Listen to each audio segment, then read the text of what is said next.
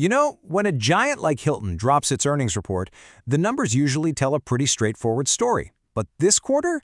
Well, this quarter is a fascinating puzzle. So let's dive in, because Hilton's latest report has this strange contradiction that actually tells you everything about their game plan for the future. Okay, first things first. We gotta appreciate the sheer scale we're talking about here. With over 1.3 million rooms spread across 141 countries, Hilton isn't just another hotel chain, it's a global force of nature in hospitality. So believe me, when their numbers move, the entire travel industry sits up and pays attention.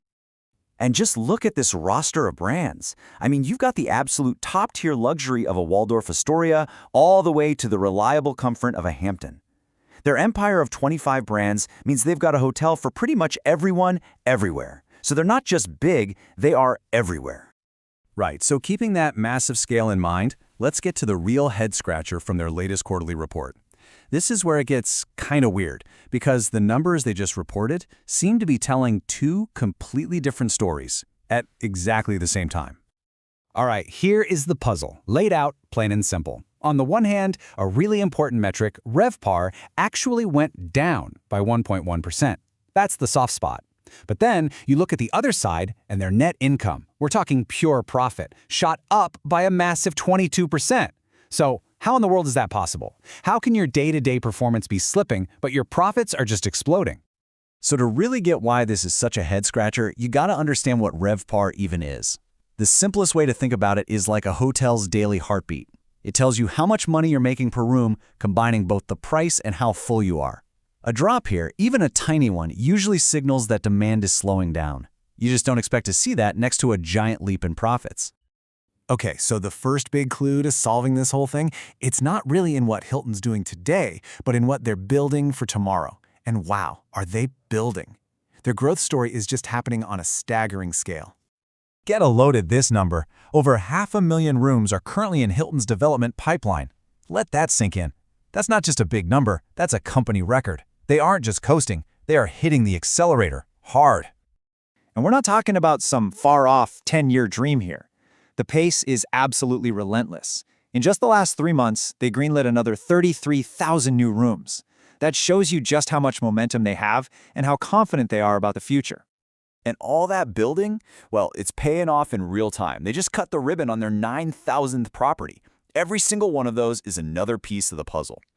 So, okay, great, they're building a ton. But what does that have to do with our mystery of falling RevPAR and soaring profits? All right, this is it.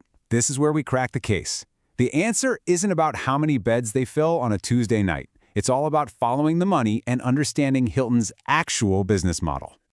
And you don't even have to take my word for it. The CEO himself basically spells it out for us right here. He talks about the resilience of our business model.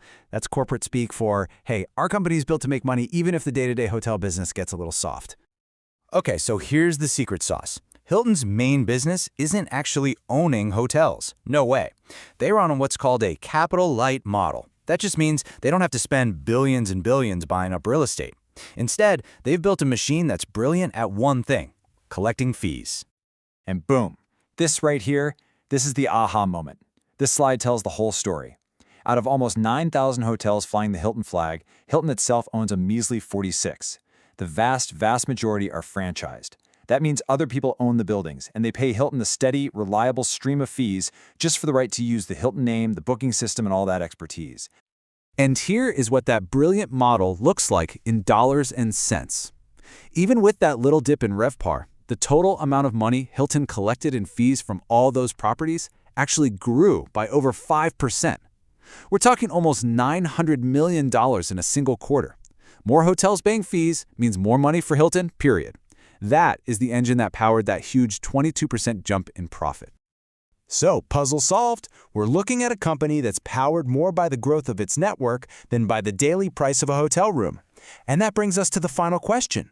What does this powerful model mean for what's coming next? Well, if you look at their own predictions, they are feeling very good about things. They're telling everyone to expect continued, rapid growth in new hotels. They see profits landing well over $1.6 billion for the year. And they plan on returning about $3.3 billion back to their shareholders. Their fee-generating engine is just going to keep on humming. And that really leaves us with the big question, doesn't it? Hilton is betting everything on this idea that if they just keep expanding their network, keep adding more and more hotels that pay them fees, they can override the normal ups and downs of the travel industry. You have to wonder, as their empire gets bigger and bigger, can they build a business so massive that it actually makes those short-term dips kind of irrelevant?